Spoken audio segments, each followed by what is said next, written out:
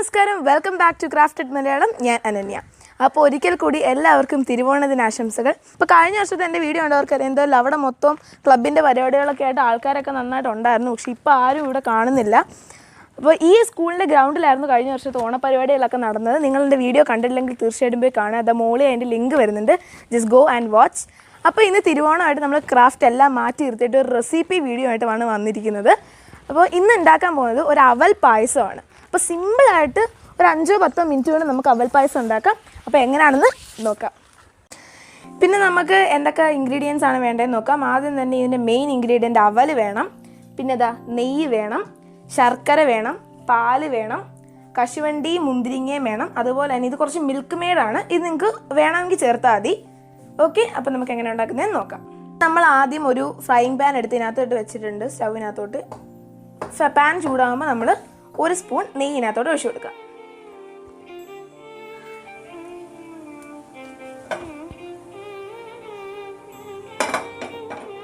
അപ്പം നമുക്ക് ഇതിനകത്തോട്ട് ഇനി അണ്ടിപ്പരിപ്പ് മുന്തിരിങ്ങ ഫ്രൈ ചെയ്യാനിടാം.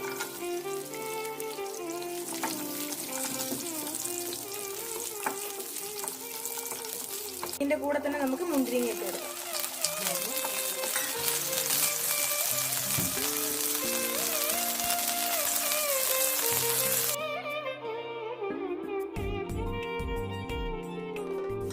നമുക്കിനി ഇത് മാറ്റാം.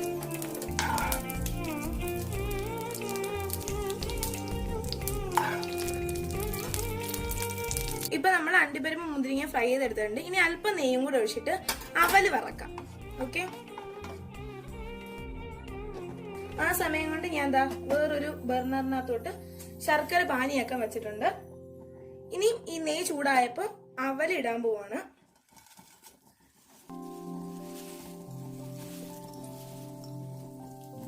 അവര് നന്നായിട്ട് നമുക്കൊന്ന് വറക്കണം.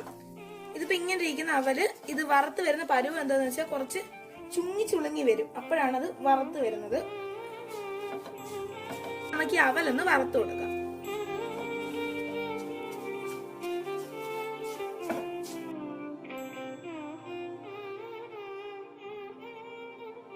ഇതുപോലെ അവല് ചെറുതായിട്ട് വരുന്നിടം വരെ നമുക്കൊന്ന് വറുത്ത് കൊടുക്കാം.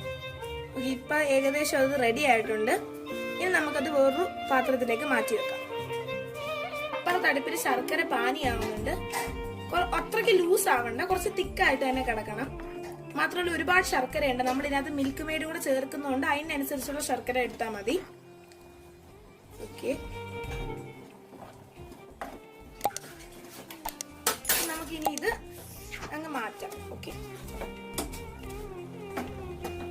അപ്പൊ നമ്മൾ അടുപ്പത്തോട്ട് പായസം ഉണ്ടാക്കാനുള്ള പാത്രം വെച്ചിട്ടുണ്ട്. ഇനി ഇതിനകത്തോട്ട് നമ്മൾ 1 കപ്പ് പാൽ ഒഴിച്ചു കൊടുക്കണം.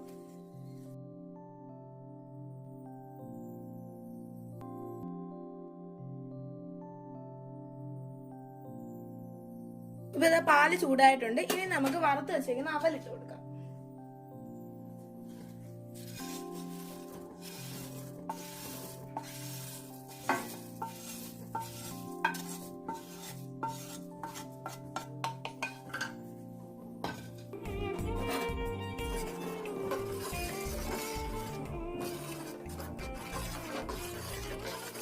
ഇനി ഈ പാലും അവലും കൂടെ നമുക്ക് തിളപ്പിക്കണം.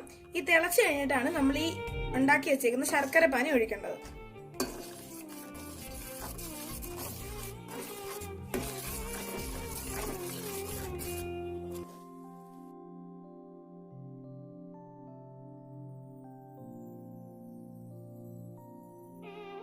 പാലും അവലും തിളച്ചിട്ടുണ്ട്. ഇപ്പൊ ഞാൻ ലോ ഫ്ലെയിമിലോട്ടാക്കി. ഇനി ഉണ്ടാക്കി വെച്ചേക്കുന്ന ശർക്കര പാനിനകത്തോടെ ഒഴിക്കണം.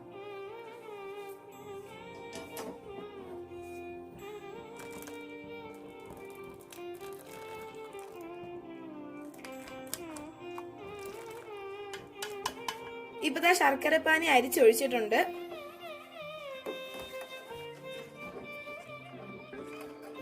നമുക്കിനി ഇതൊന്ന് മീഡിയം ഫ്ലെയിമിൽ തിളപ്പിച്ചിട്ട് തിളയ്ക്കുമ്പോൾ ലോ ഫ്ലെയിമിലോട്ട് ആക്കി കൊടുക്കാം.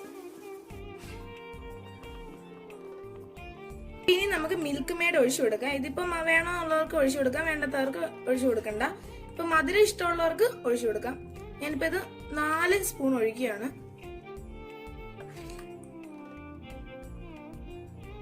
ഓക്കെ, നമുക്ക് ഇത് മാറ്റാം.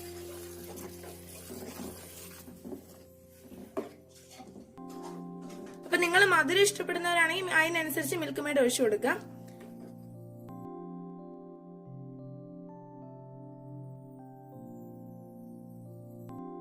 ഇനി നമുക്ക് ഏലക്ക ചേർത്ത് കൊടുക്കാം. ഇതിപ്പോ ഞാനൊരു 3 ഏലക്ക എടുത്തിട്ടുണ്ട്.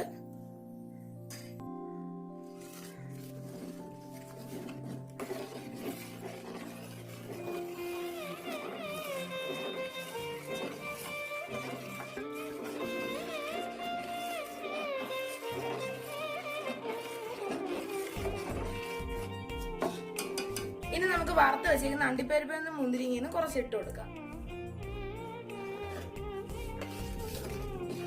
അപ്പൊ നമ്മളിവിടെ അവൽ പായസം തയ്യാറാക്കി കഴിഞ്ഞിരിക്കുന്നു.